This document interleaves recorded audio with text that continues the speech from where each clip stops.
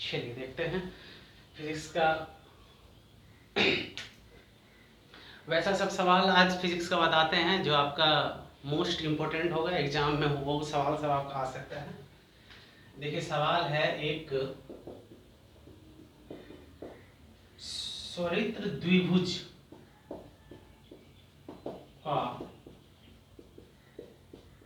आवर्तकाल 0.004 second है, ठीक है। तो इसकी आवृत्ति निकालें। तो इसकी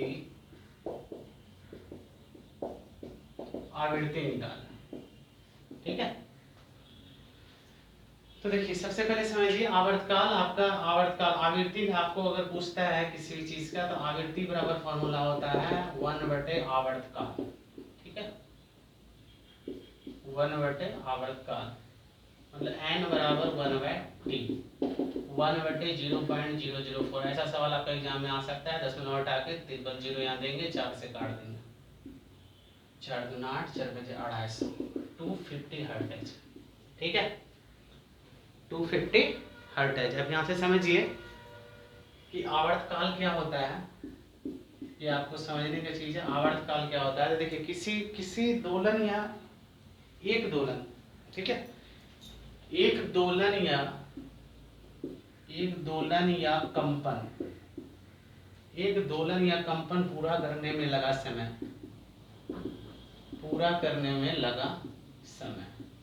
ठीक है। एक दोलन या कंपन पूरा करने में लगा समय जो होता है वो आवर्तकाल कहलाता है। और आवर्तकाल का जो मात्रक होता है वो आपका सेकंड होता है, ठीक है। और इसके जस्ट विपरीत देखिए आवृत्ति क्या होता है, तो प्रति सेकंड किए गए दोलन की संख्या, प्रति सेकंड किए कंपन या दोलन की संख्या, ठीक है। आवृत्ति जो होता है आपका प्रति सेकंड किए गए कंपन या दोलन की संख्या आवृत्ति कहलाती है।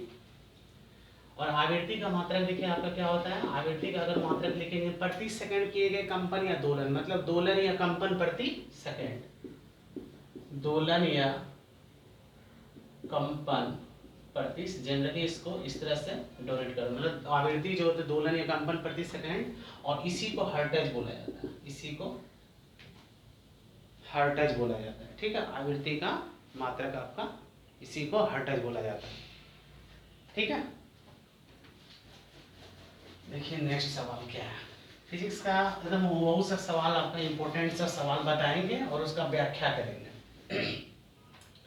देखिए नेक्स्ट सवाल है यंग के गुणांक का मात्रक क्या आता है। यंग के गुणांक बहुत मोस्ट इंपोर्टेंट क्वेश्चन है। यंग के गुणांक का मात्रक क्या होता है, ठीक है। आपको दिया रहेगा, मान लीजिए कुछ दिया हुआ है, न्यूटन प्रति सपोज न्यूटन प्रति मीटर स्क्वायर दिया हुआ है, न्यूटन प्रति मीटर दिया हुआ है, न्यूटन दिया हुआ है। सबसे पहले देखिए यंग के गुणांक का मात्रक क्या होता है। इसको मात्रक को समझने के लिए सबसे पहले आप समझिए कि यंग का नियम क्या है। यंग का जो रूल था, यंग का नियम, ठीक है, ये कहाँ से आता है, तो यंग का नियम क्या है, ध्यान रखिए। आपका ये भी आ सकता है सब्जेक्टिव, प्रत्यास्था सीमा के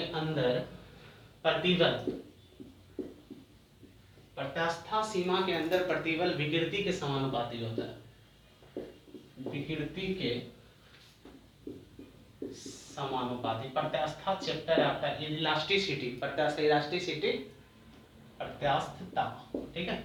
इलास्टिसिटी चैप्टर में आपका यंग गुणांक, यंग मॉडुलस है, यंग का नियम, यंग ने एक नियम दिया था, वो दिया था कि प्रत्यास्था सीमा, इलास्टिसिटी मतलब प्रत्यास्था सीमा, कोई भी वस्तु जो होता है मतलब कहाँ तक प्रत्यास्थ होता है, एक निश्चित बिंदु के बाद उसका प्रत्यास्था सीमा खत्म हो जाता है, तो प्रत्यास्था सीमा के अंदर प्रतिबल विकृति के समानुपाती होता है।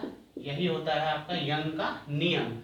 और यंग के नियम से होता है, यंग के नियम से प्रतिबल विकृति, प्रतिबल समानुपाती होता है विकृति का, या प्रतिबल बटे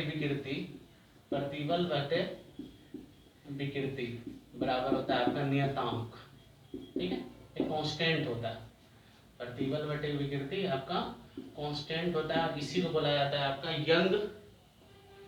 यंग गुणांक, इसी को बोला जाता है आपका यंग गुणांक, प्रतिबल बटे विकृति। तो यहाँ पे यंग का गुणांक का मात्रा क्या होता है, यंग का गुणांक का मात्रा आप यहाँ से निकालिएगा तो प्रतिबल, प्रतिबल जो होता है बल बटे क्षेत्रफल के बराबर होता है, बल बटे क्षेत्रफल।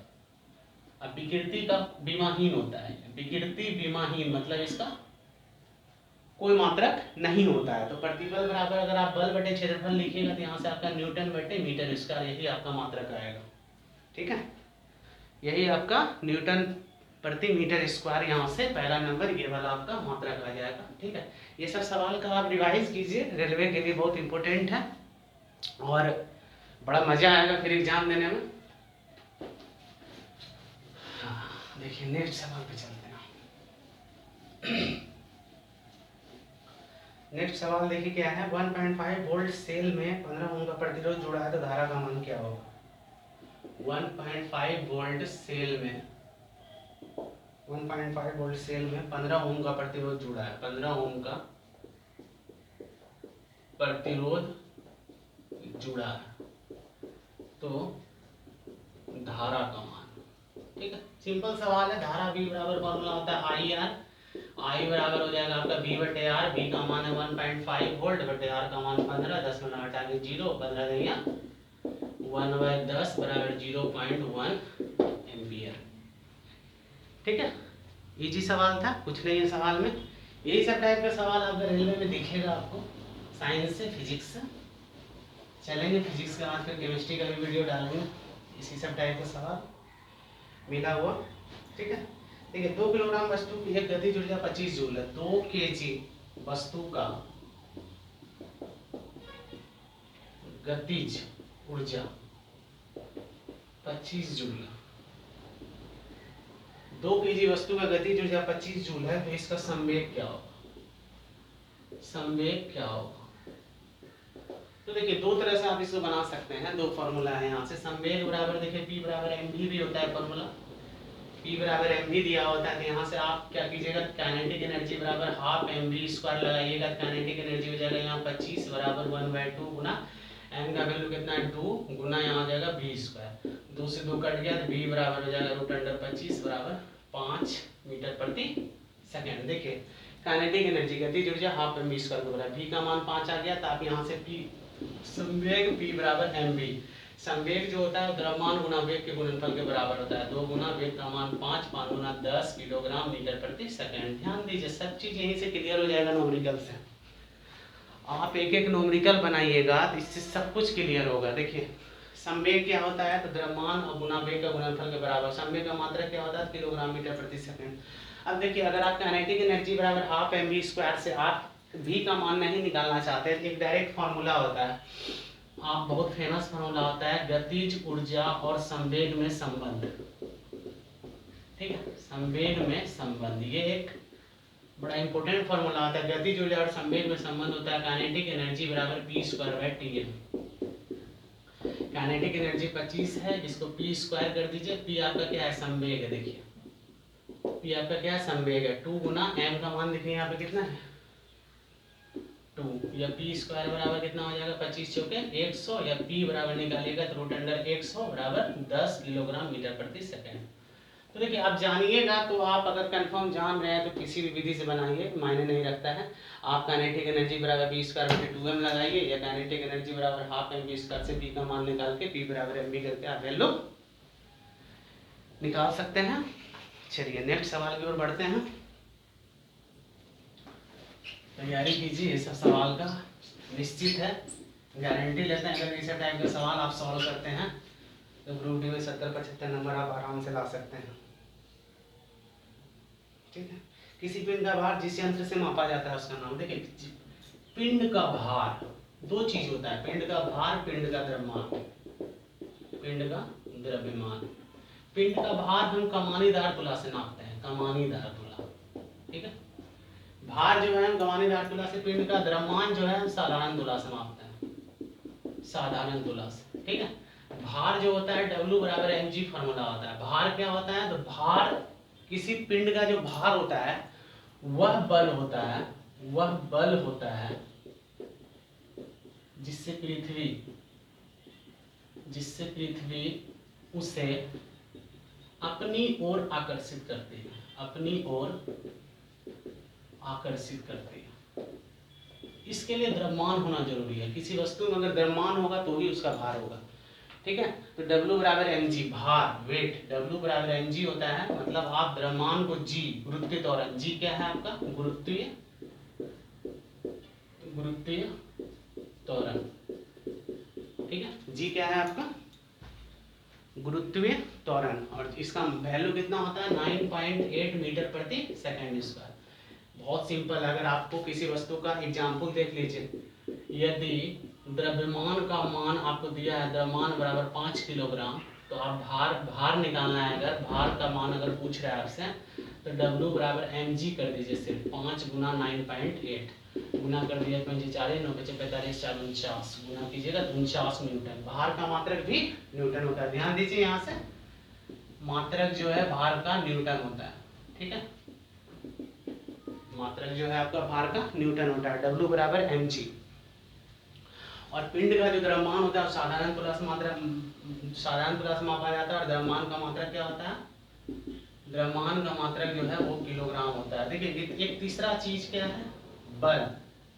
ये दोनों में देखिए अंतर क्या है। W बराबर यहाँ पे क्या है, mg, यहाँ पे बल F बराबर होता है ma, मतलब द्रव्यमान गुना त्वरण। सिंपल अगर हम त्वरण से गुना करते हैं तो यहाँ पर बल का मात्रक निकलता है, और बल का एक फॉर्म बल का मात्रक भी जो है आपका, वो भी आपका न्यूटन होता है, ठीक है। तो याद रखिए, भार का मात्रक न्यूटन और बल का भी मात्रक न्यूटन होता है। अगर भार में गुरुत्वीय त्वरण से गुना करना है और बल में त्वरण से गुना करना है, ठीक है। नेक्स्ट सवाल नेक्स्ट वीडियो में डालते हैं। अच्छा से ये सब टाइप का सवाल का आप अच्छा से पढ़िए, तैयारी कीजिए, और अच्छा रहेगा। और व्याख्या भी अच्छा खासा कर दिए हैं। सारा क्वेश्चन को कोशिश कीजिए कवर करने का, जितना भी व्याख्या किए हैं सबको कोशिश कीजिए कवर करने का अच्छे से, और मेरा गारंटी है कि आपका अच्छा परफॉर्मेंस होगा फिजिक्स में, मैथ में, जो भी हम बताएंगे। और लाइक शेयर कीजिए, लाइक कीजिए अगर अच्छा लगता है तो। बाकी सब राधे राधे, मिलते हैं नेक्स्ट वीडियो में।